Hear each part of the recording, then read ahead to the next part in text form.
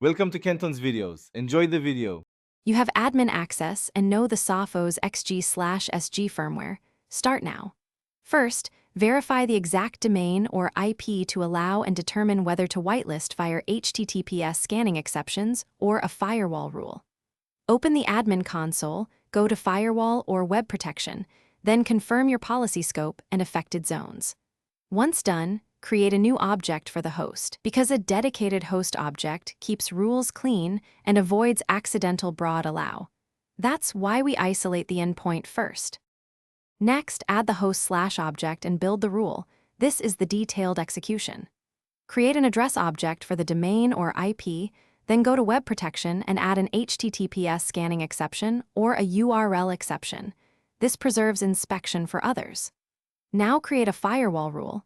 Set source network, destination as your object, choose HTTP/HTTPS services, set schedule and logging. Make sure to place the rule above generic deny rules, otherwise the traffic never reaches it.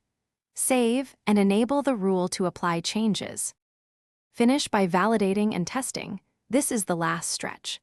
Move the new rule to the correct order, enable logging and perform a targeted test from a client.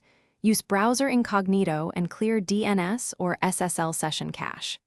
If the site still fails, inspect the firewall logs, IPS/AV events, and HTTPS scanning hits to see if another policy intercepts traffic. A key troubleshooting tip: disable the exception temporarily to confirm if HTTPS scanning is the blocker. Then reconfigure the exception scope rather than disabling.